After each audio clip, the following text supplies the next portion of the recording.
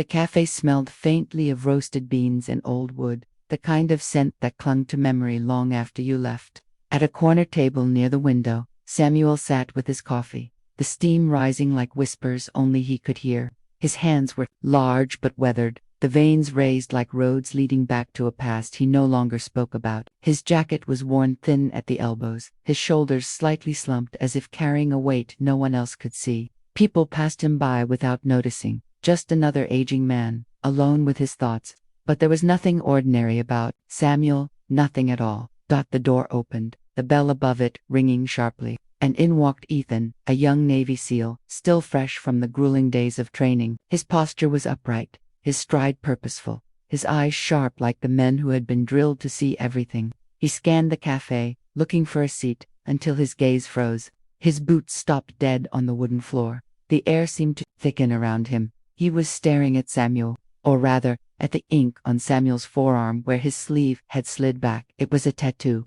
Not just any tattoo, it was the insignia of a unit spoken of only in whispers, a brotherhood that had been dissolved long before Ethan was even born. He had seen it in grainy photographs during training, heard stories told in low voices by instructors late at night when recruits pressed them for legends, and now, that mark, faded but unbroken, was right in front of him. His chest tightened. He couldn't move. He couldn't look away. Samuel noticed the stare. His eyes, still sharp despite the years, rose slowly to meet Ethan's. For a long moment, the two men locked eyes.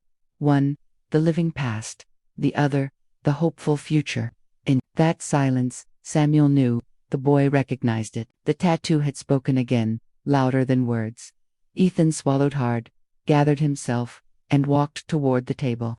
His hands felt suddenly heavy, his throat dry. He stopped just beside the chair opposite Samuel, and spoke, his voice low but respectful. "Sir, that tattoo, is it what I think it is?" Samuel's eyes narrowed slightly, not in suspicion but in surprise. He hadn't heard anyone ask about it in decades. He could have lied, he could have brushed the boy off, but something in Ethan's voice, raw, reverent, made honesty feel like the only option. "A long time ago," Samuel said, his voice gravelly, the sound of years etched into every syllable. "Yes, it is." Ethan's chest rose and fell quickly. He asked softly, You were there, with that unit, the missions, the jungle." His words stumbled, as if afraid to break the fragile thread of truth. Samuel leaned back in his chair, studying the boy. He saw the eagerness, the fire, the need to know. He sighed, almost smiling. "Sit down, son. You look like you've been carrying a question your whole life." Ethan slid into the chair across from him, his heart pounding. He leaned forward, elbows on the table, unable to contain himself. "I've heard the stories," he said quickly. "They told us about the mission in the jungle, about the men who didn't make it. They said you disappeared after no one knew what happened." Samuel stared into his coffee. The steam curled like smoke, pulling him back through time. "Disappearing was easier," he murmured. "The world moved on. It didn't have room for ghosts like me." Ethan's voice cracked, almost pleading. "Please, sir, tell me what it was like. Tell me about them." Samuel's gaze lifted, his eyes glistening with something Ethan hadn't expected. "Grief. Heavy, enduring grief. You want to hear their names?" he asked softly. Ethan nodded, not trusting himself to speak. "Then, you'll have to hear their story too." And so Samuel began. He spoke of the heat first, how the jungle wrapped around you like a second skin, every breath thick, every step heavy. "The air felt alive," he said. "It buzzed with insects, with danger. You never really breathed. It felt more like drowning slowly." Ethan leaned in, hanging on every word. Samuel described the first night patrol. The moon was thin, barely light enough to see. Their boots sank into mud that seemed endless. Rifles clutched tight against their chests. Every sound was magnified, the croak of frogs, the rustle of leaves, the far-off call of something that didn't sound quite animal. And then, suddenly, the silence. The kind of silence that warned you death was near. "We froze," Samuel whispered. His hand trembled slightly. And Ethan could see the memory was not just a story, it was living inside him, replaying even now. And then, it happened. Gunfire split the night. My brother to the left, Haresi dropped before I even realized he'd been hit. The jungle lit up with muzzle flashes, screams, chaos. We fought like devils, not because we wanted to, but because there was no other choice. Ethan's jaw tightened, his hands clenching into fists on the table. Samuel noticed, nodded slightly, and continued. We lost 3 men that night. Harris, Johnson, and little Mike. He was only 19.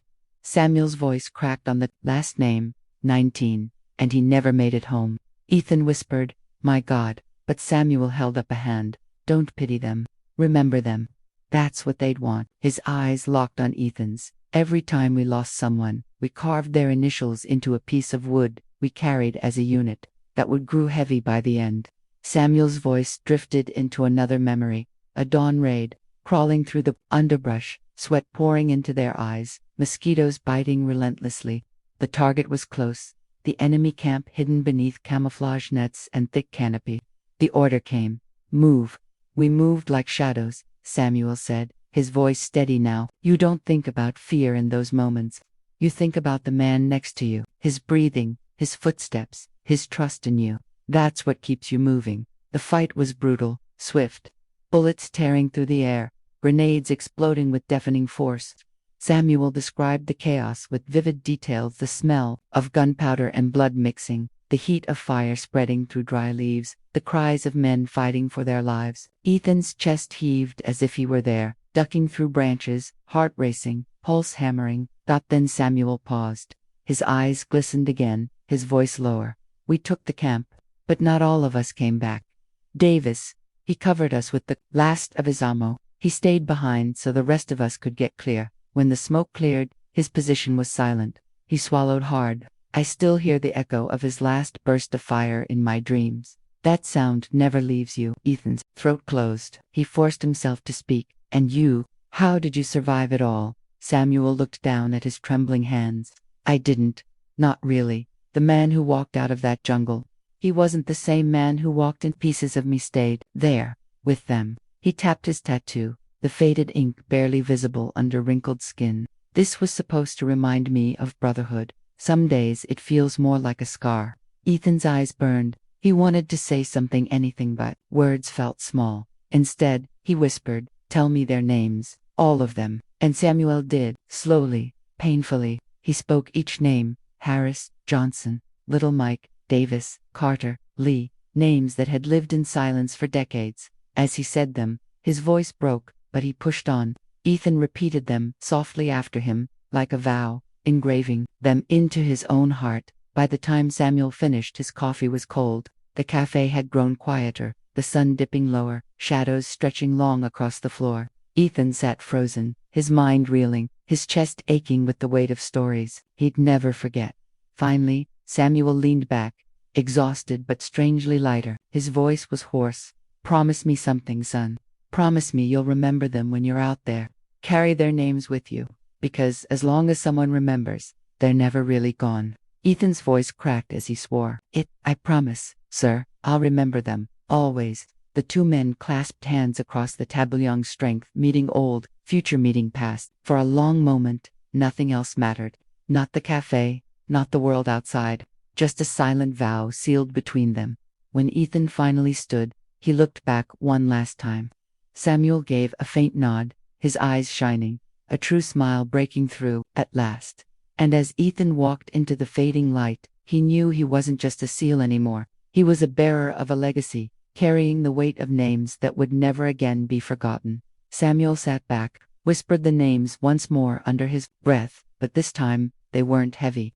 They were alive again, remembered, and for the first time in years, Samuel felt peace. The night air outside the cafe was cooler now, carrying the faint scent of rain that hadn't yet fallen. Ethan stood just beyond the door, hands in his pockets, staring at the street but seeing none of it. His mind was locked on Samuel's tattoo, the names, the stories that had poured out like blood from an old wound. He felt as if the ground beneath him had shifted, as if he had been entrusted with something too sacred to ever lay down. Inside, Samuel sat alone again, but his heart didn't feel quite as heavy. For years he had carried silence like a stone in his chest, and tonight, a crack had formed. He thought the boy would leave, vanish like all the others who drifted in and out of his life.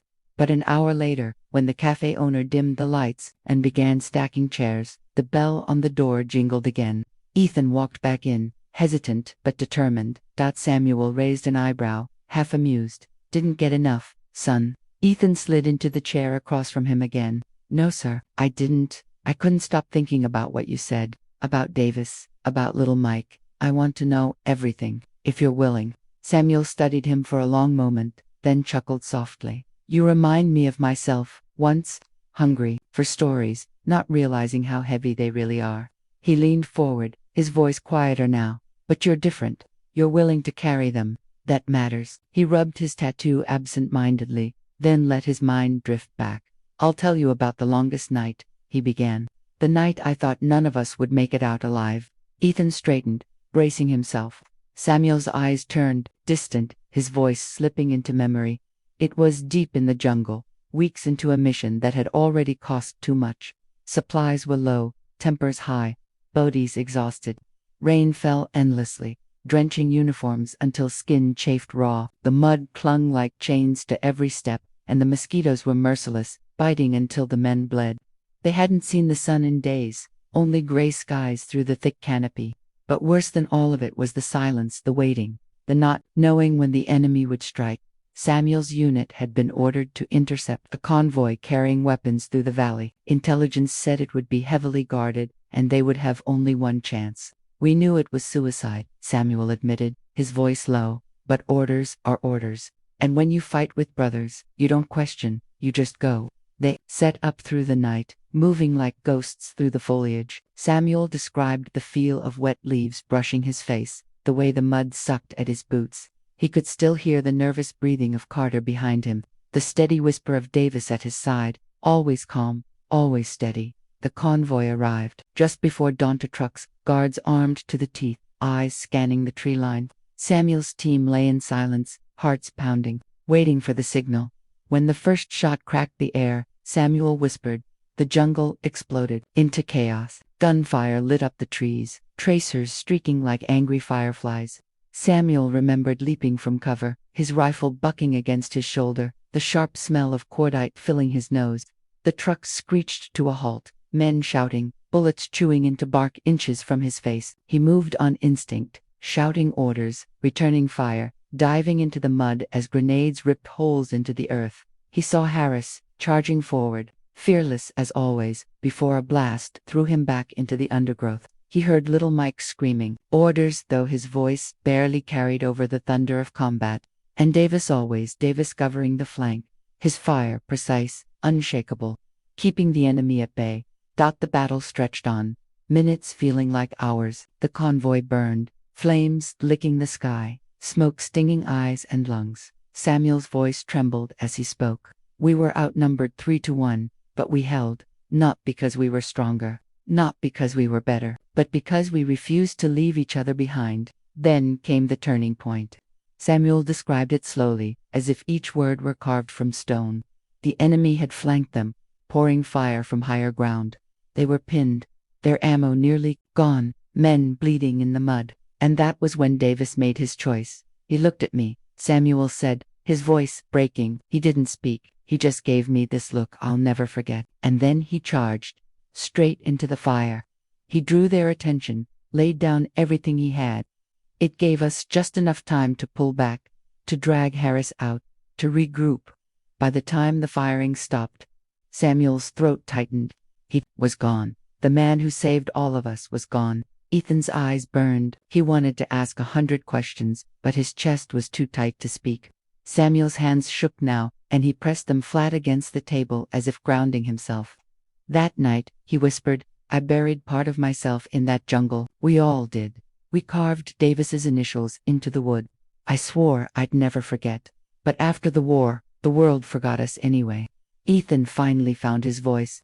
Not anymore, he said fiercely. You've told me, and I'll remember. I'll carry Davis with me. I'll carry all of them. His voice cracked, but his resolve was clear. Samuel's eyes softened. For a long moment, he just looked at Ethan, as if measuring him. Then he nodded slowly. You mean it. I can see it in your eyes. That matters more than you know. The cafe was empty now, chairs stacked, lights dim. But neither man noticed. They were lost in the weight of the past and the fragile hope of remembrance. Samuel leaned back, letting out a long breath. You asked me how I survived. Truth is, I didn't. Not the way you think. Survival isn't about walking away with your body intact. It's about carrying ghosts and finding a way to keep moving. Some men drink to forget. Some never stop fighting. Even when the war's over, I went silent. I let the world think I was gone. But maybe, he glanced at Ethan, maybe I was just waiting for someone like you to ask the right questions. Ethan swallowed hard. I'm glad I did. He hesitated, then added quietly, I'm shipping out soon. My first real deployment. And now, I feel like I'm not going alone, like they're with me. Samuel smiled faintly. That's the point, son. You're never alone. Not if you remember. For a long while, they sat in silence, 2 generations bound by a tattoo, a story, and a promise. Outside, rain finally began to fall, soft against the glass, as if the world itself was listening, mourning, remembering. Samuel closed his eyes briefly, and when he opened them, his gaze was steady. There's more, he said. More you need to hear before you go. Because carrying their names isn't just about pride. It's about knowing what sacrifice looks like, what it costs. Are you ready for that? Ethan's jaw tightened. He nodded. Yes, sir, I'm ready. Samuel leaned forward, his voice dropping to almost a whisper. Then let me tell you about the last mission. The one that ended everything. And Ethan braced himself, knowing that what he was about to hear would change him forever.